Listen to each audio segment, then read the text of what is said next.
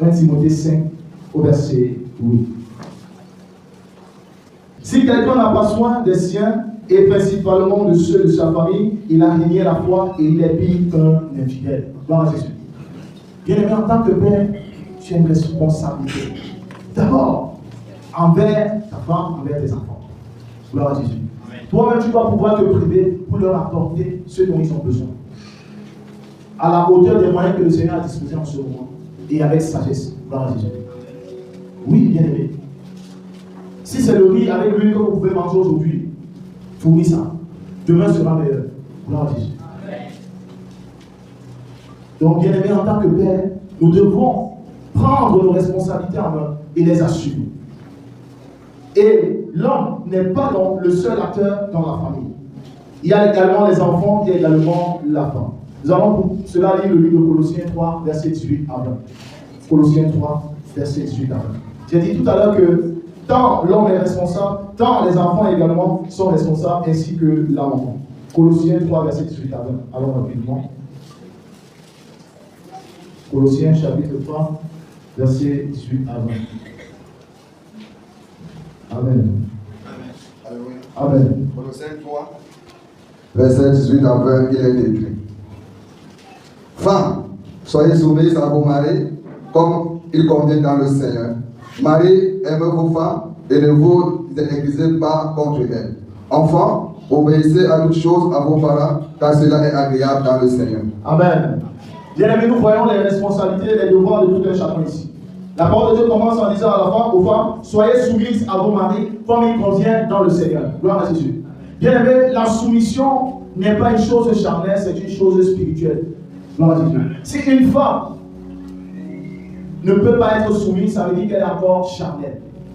D'elle-même, elle ne peut pas. Mais c'est par l'Esprit de Dieu, par les enseignements, par la parole de Dieu qui vont l'amener à se soumettre. C'est pourquoi la parole de Dieu dit ici, comme il convient dans le Seigneur, selon la volonté de Dieu.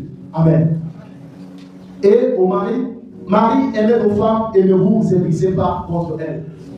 L'homme ne doit pas être jaloux de sa femme, mais l'homme doit plutôt aimer sa femme. Et au verset 20, enfants, obéissez en toutes choses à vos parents, car cela est agréable dans le Seigneur. Amen.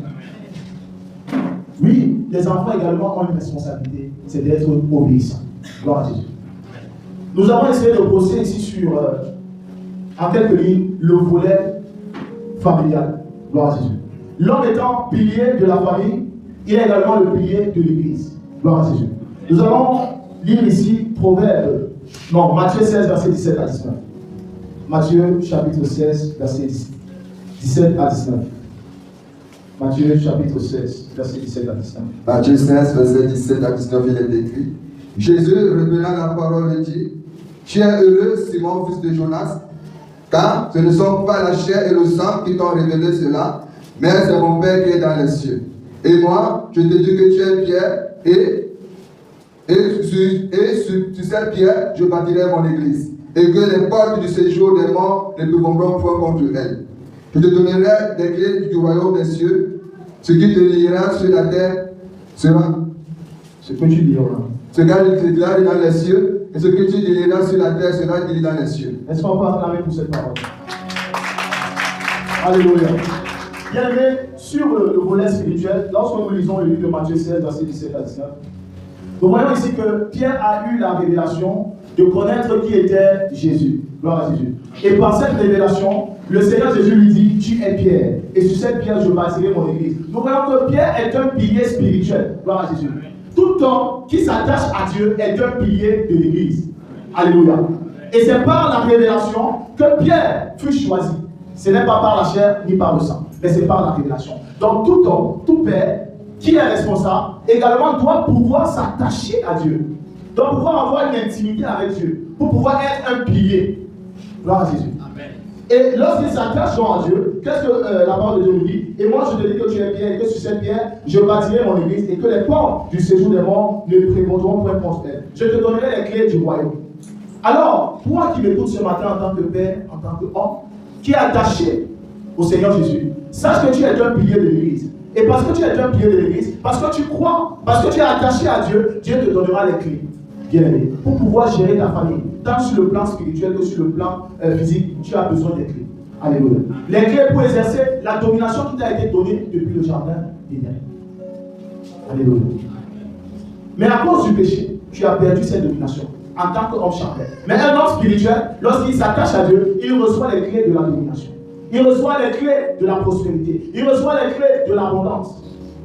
Parce que Dieu a dit à Adam, à Ève, que tes besoins seront tournés, tes désirs seront tournés vers ton mari. Toi qui m'écoutes ce matin, en tant que père, en tant qu'homme, il ne faut pas blaguer avec le volet spirituel. Gloire à Jésus. Sinon, tu auras trop de difficultés dans la gestion de ta famille. Mais tu dois t'attacher à Dieu. Tu dois avoir une certaine fondation pour pouvoir surmonter les challenges et les difficultés. Gloire à Jésus.